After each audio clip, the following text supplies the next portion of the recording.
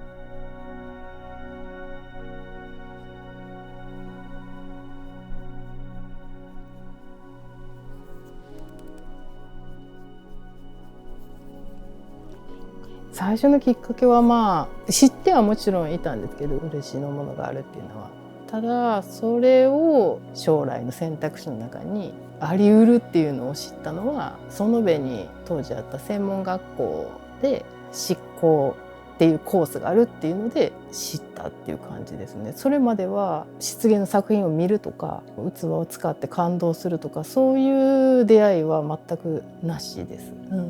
大阪市立の工芸高校っていうところのデザイン科っていうところに行ってるんですけど、基本絵を描くのが好きやったし、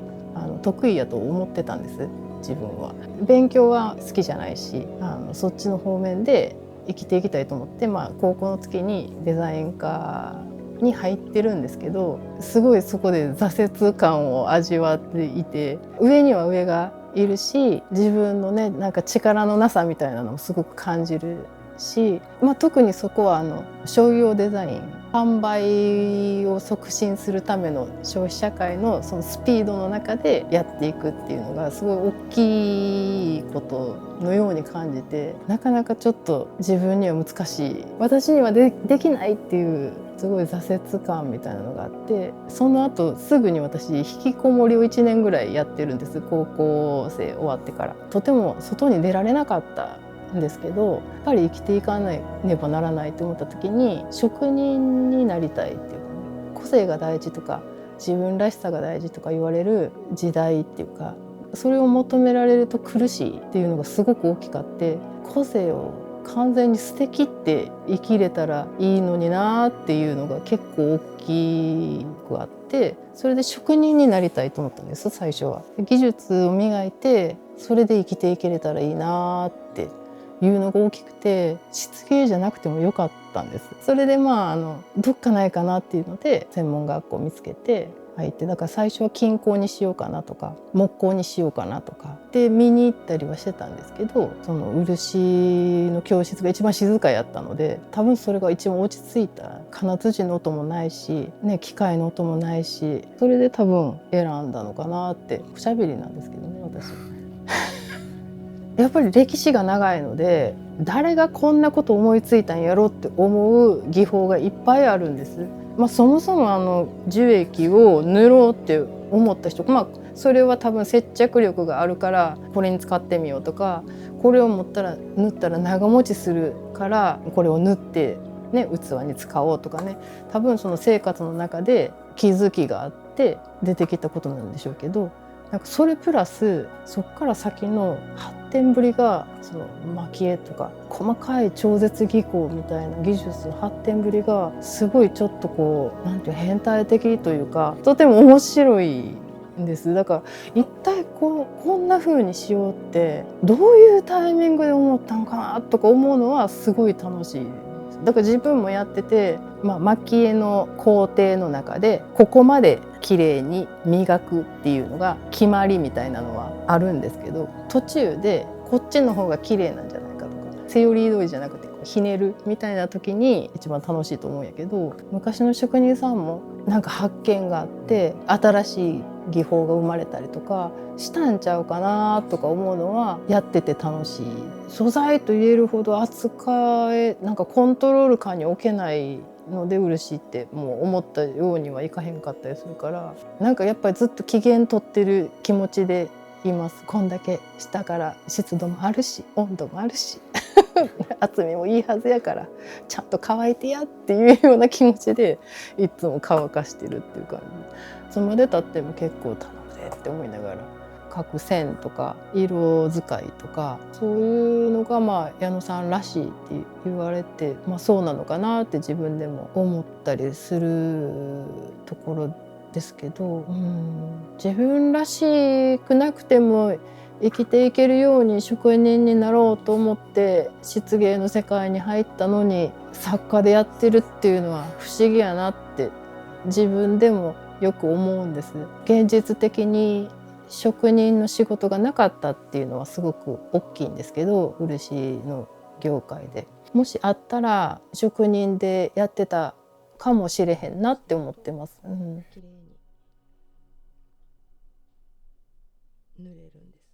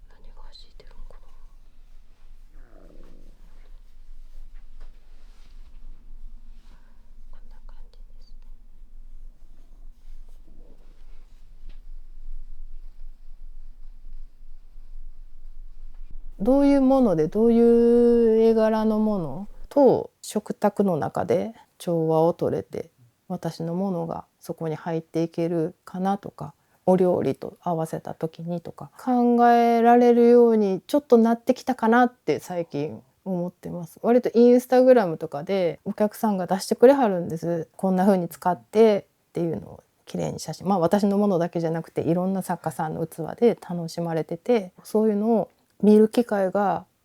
どんどん増えてきてすごく嬉しいなって思いながら見てるんやけど、なんかやっぱそれを見ると勉強になるっていうか、こういうシーンでこうやって楽しんで使ってくれてはるんやなって思うと、じゃあやっぱり色味はこんなにきつくない方がいいかなとか、柄も添える感じの方が料理と合うかなとか、そういう考えをなんか持てるようになったのはやっぱ変わってきた。そういう、お客さんのねあれのおかげでもあるんやけど、その中でちょっと変わってきたなって思うところですね。なんか子育てしてる時が長かったので、私30歳から36歳ぐらいまでは出産と育児でずっと子供と一緒にいたんですけど、ちっちゃい子と暮らしてるとお母さん見てとか言って持ってくるもんも全部やっぱりそういう、地べたに生えてるようなもんとか落ちてるもんとかばっかりやから、なんかそういうものの絵っていうかね、すごい増えましたその間に。野草って言ったら野草なのかな、雑草っていうか、なんか今まであんまり見てなかったなこんなんって、どっから取ってきたんっていうようなもんとかをすごい持ってきてくれるから、育児がちょっと一段落してさあやろうっていう時になんかこう図案で描くって言ったら、もうやっぱりそういう、タンポポももちろんやしセミレアとかそんなんばっかりになりましたね。